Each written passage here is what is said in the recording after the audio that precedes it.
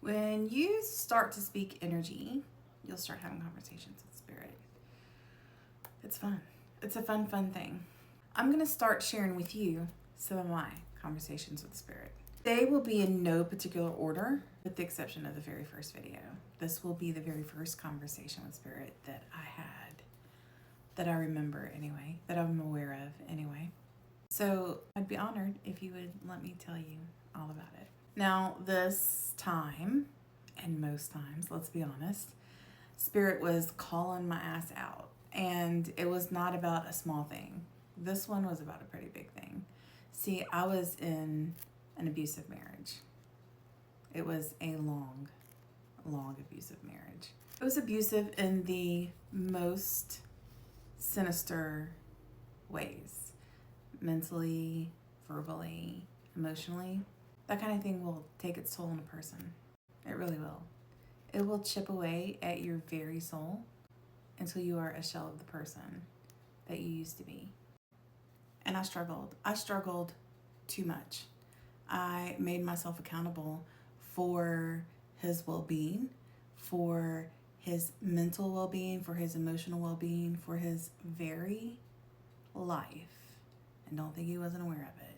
I kept trying to get back. I tried so hard to get back to the person that I originally met.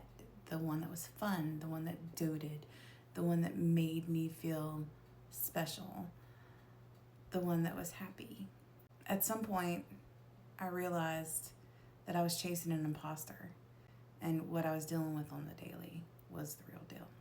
I spent so much of my time thinking, if only I could make $1,000 a week. That didn't help. If only I was willing to stay home with the kids. That didn't help. Among all of the concessions that I made, all of the compromises that I made, all of the times that I spent trying to convince him that I wasn't doing anything wrong. Guys, have you ever tried to do that? It's exhausting. How do you prove that you didn't do something? It's impossible. But that's the game. I became the giving tree. Literally. I fucking became the giving tree, and I gave until I gave myself away. It was a sad thing. Why? Because no matter what I gave, I was never good enough. Ever. And that's a hard thing to feel consistently. It's a really hard thing to feel. I've been single since I left him. I could be bad by my damn self. Let me refocus. Anyway, on some level, I did know that I needed to leave. But again, there was the struggle, and there was also the issue that I was alone. I was unemployed. I'd been isolated. I had been isolated from my best friend and my family.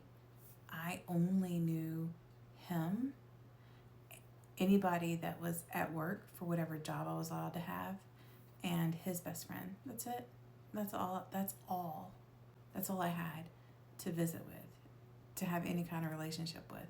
And he made sure that my finances were just enough. So no job, no people, no money. What was I gonna do? I can't tell you how long I struggled with this. I can't. And then one day, Miranda Lambert popped up in my life. Now you say what you will about her, I don't care. That woman and her song saved my fucking life, and I will forever be grateful to her for that.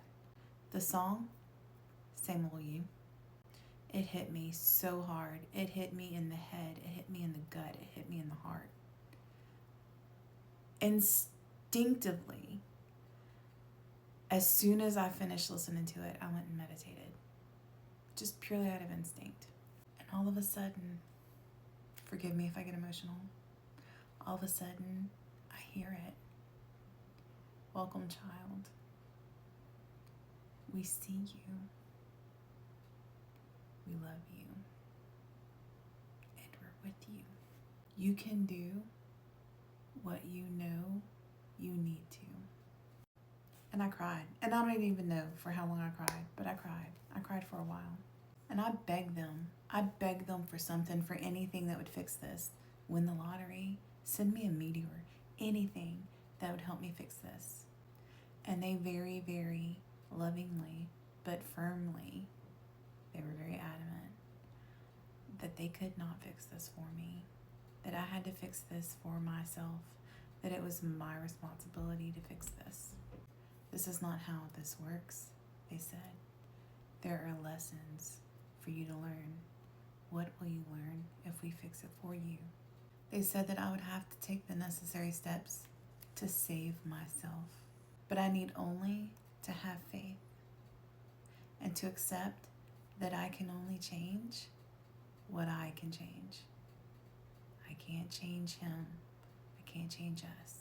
I can only change me. And then I reheard the words until I get to leaving. It's just the same old me too. I knew it. I knew they sent me that song. They're telling me the same thing again. It's me. I have to do this. I asked them how. How can I do this? I don't know how to do this. I have nothing. And they promised me that they would be with me every step of the way. And they told me I needed to meditate every day so that they could remind me of who I am. Because I don't know her anymore. But that was okay, because they'll remind me.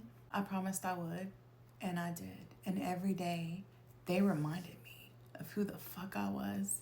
And every day, I stepped just a little bit closer to saving myself.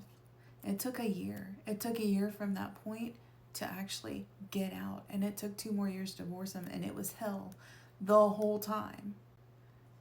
But they never, ever let me feel alone. And they never, ever, ever let me swim in a pool of I can't do this. They never did.